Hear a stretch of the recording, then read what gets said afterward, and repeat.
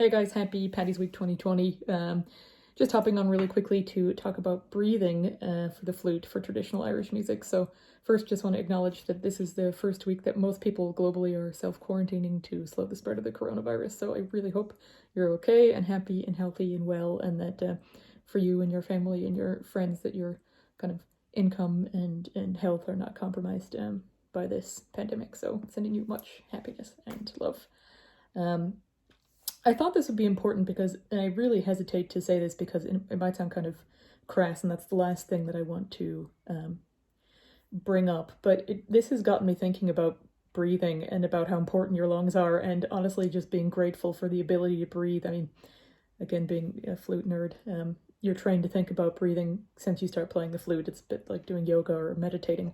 But in this case, I don't know, I've just been really grateful about the ability to be able to have the full use of my lungs. It's kind of a personal one. I don't know if any of my family is watching this, but our poor grandfather actually passed away New Year's Day, not this year, but the year before, after complications with COPD and breathing. So especially since that time, just the ability to breathe is in my head most days, and especially because this coronavirus is a respiratory virus.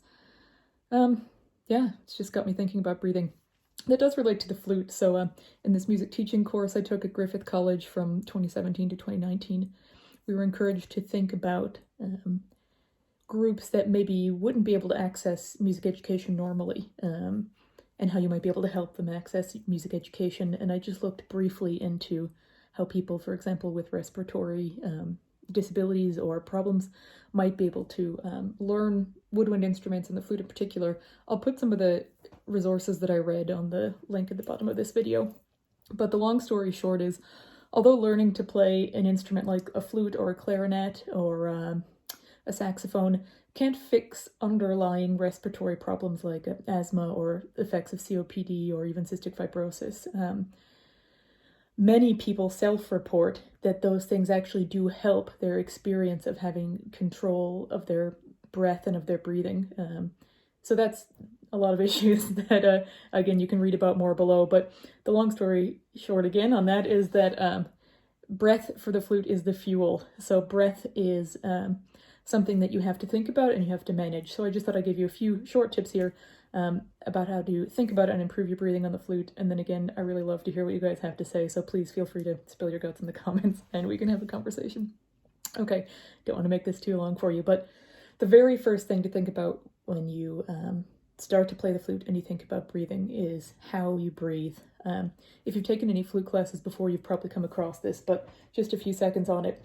When you're breathing every day, you're probably not thinking about it. It's like, unless you're a podiatrist, you're not really thinking about your feet, you know? But when you breathe, most people breathe, and it comes from kind of the chest area. And what you want to be able to do when you're playing the flute is to do I believe it's called intercostal breathing, which is breathing from your rib cage, and then breathing from your diaphragm, which is basically like your belly muscles. So what you want to do is, this is not a time to be thinking about like sucking in your gut or anything. When you breathe for the flute, you want to breathe really deeply so that your belly expands first and then your chest expands. So if you pause for a moment and think about that, when you breathe in deeply, it should feel like it's coming from your gut. And you can test this in a couple ways. For example, you can, I saw one video I'll link below where you can actually lay on the ground, put a heavy book on your stomach and breathe in.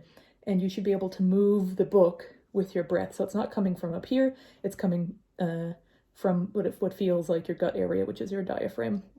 There are a couple ways to test that. You can also think about breathing as thinking about how your rib cage works. So apparently I lived through like several decades of life not realizing that when you breathe in, your lungs come out like this for some reason, because I guess I was never thinking about my body. I thought that your lungs go forward and back only, but it's quite helpful to visualize thinking of your lungs expanding outward when you breathe. So you can actually practice these breathing techniques. You don't have to be playing the flute, you know. I would recommend that you kind of do this deep breathing throughout the day, and that will actually help maybe not expand the actual physical capacity of your lungs, but it's the ability for you to control your breathing, and that is the engine behind everything that we do playing the flute. So that's the first thing, is just really think about how you breathe and then practice deep breathing.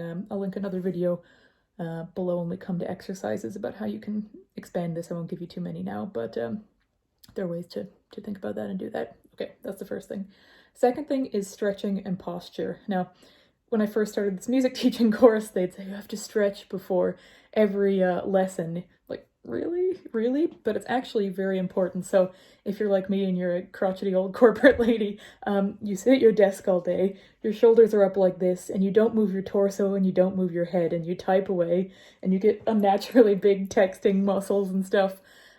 That's not great for playing the flute. So in fact, you really need to think about stretching your sides, whether that's just simple stretches over the head or yoga even. I have to admit I'm not accomplished in yoga, but think about it. And you also want to do something like running or swimming. And again, that's something I haven't done for far too long, but all those things loosen up your body and allow you to get more air in. So again, that's stuff you don't really think about. It's a physical movement. So especially before you play, but even throughout the day, stretch your sides, stretch your arms, and gently stretch your neck. And all of those things will make playing the flute a better experience for you. You'll get more air. And then one more thing, so that's the second tip. The third tip is actually around your embouchure, and I won't spend a huge amount of time on this now, but we can talk about it more later. So your embouchure is the hole in your face that the air comes out for you to play the flute. What makes the flute a particularly interesting instrument is that we don't have a reed or a cup for the air to go into when we're playing. In fact, it's what's called an open embouchure. So when you play, at least half the air goes out into space and is wasted, and only half the air hits the edge of the embouchure hole and shoots down the flute, and that's what we actually make sound out of. So I remember hearing in band class when I was a kid, but playing the flute, whether it's a bowem-style flute or a wooden flute, takes almost as much air as it takes to play a tuba. So that's a lot of air. So over time, one thing to think about is even if you're taking in a lot of air, the way to really utilize that is to not just to tighten your embouchure, but not get it too tight. So in fact, again, I've sort of been criticized for having too tight of an embouchure, but you want to practice holding your mouth muscles in such a way that you aren't wasting air and a lot of it escape. So this is like a wasteful or a loose embouchure. Okay, like 4 seconds and you're out of air. Whereas if you have a more formed embouchure,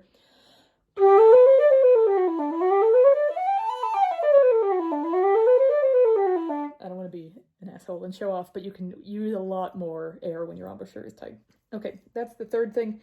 And then the final thing is to practice. So I will only give you 2 suggestions now, but again, I'll put some links in the comments that are helpful for flute playing generally for improving your breathing. But I'll just give you the most common ones that actually work. So I remember being a kid and being in Eamon Cotter's flute class, and he used to do this, and I thought it was really fun because, again, I'm a weirdo. But what you want to do is you want to, this is like a competition, so you can compete against yourself, or if you know someone else who feels like competing with you on the flute, you can do that. But you want to hold your flute, pick an easy note like a B, breathe in as high as you can, and then when you get to the top, take another little slip of air in. And then I won't do it for you now because otherwise this video will be too long. But then you want to play the note quite softly. Oh, let me do it properly. So good posture, breathe in, extra breath at the top, and I want you to expend that air until you get to the end. And this part's crucial. When you get to the end, I want you to squeeze your stomach muscles until there is literally no air left in your lungs. So it's going to sound weird, you're going to look weird, but just go till you're at the very end, and then you play until you pushed all the air out. And the key is, I'd like you to time that. So just look at a clock on the wall or something and see how many seconds can you go. And that includes the end where you're pushing all the air out. And let's say it's 10 seconds. What I would suggest is that you tomorrow try for 11 seconds. Now you don't want to do too much at a time. You don't want to hurt yourself. And also I should probably say I'm not a medical professional, so if you have any cardiopulmonary issues, please consult with your doctor first. But that's what you want to try. And that one simple exercise will help you increase your control and lung capacity over time. And again, you can actually do this with a friend as well, and so you can hold their breath longer and push air out longer. So that's the number one exercise that I would suggest for improving your lung capacity and breath control. One you can do without actually having the flute is to do what I once heard described by a flute player as square breathing. So you can do this before you go to sleep at night and it helps you sleep well and stuff, but it's essentially breathing in for a certain amount of time, say 4 seconds, holding that for 4 seconds, and then exhaling for 4 seconds, and then holding that for 4 seconds. And it helps you become comfortable with what might at first be an uncomfortable feeling of having too much air or no air in your lungs. But once you get comfortable with that, you can expand that to say 5 seconds, 5 seconds, 5 seconds, 5 seconds, or 6 seconds, or 8, or whatever. And that really calms you down. So when I was a little kid, I was actually quite anxious for a certain period of my life, like let's say 8 to 12 or 13. And I genuinely believe that because I played the flute and every single day had to breathe quite deeply, that really helped me to manage what could have been quite serious anxiety during that period of my life. So playing the flute's really good for you. Again, always check with your doctor if you do have any issues. But otherwise, there are some studies and real life examples that say playing the flute is really good for your health. Generally, it's good for your mental health, it's good for your physical health, and hopefully it's good for all of us in these days and times. So should probably wrap it up there. We could do a lot of other exercises. I'll do another one on embouchure later, but very best of luck. Again, just to summarize, the tips are, let's see if I can remember these. So 1 is change how you think about breathing and breathe from your gut, your diaphragm, and expand your ribs with the intercostal breathing, not just the shallow chest breathing. That's 1. 2 is stretching and posture. So we didn't even talk about posture, but stretch beforehand and make sure you're sitting up straight so that when you do breathe, you're getting as much air as possible and you're not hunched over like at the computer. 3 is to use your embouchure wisely, so don't let all the air escape once you've bothered to suck it into your lungs. And 4 is practice these breathing exercises every day. If you're anything like me, I always think about doing stuff and don't do it. And so much of because I'm like, oh, I already did it in my head, it's done.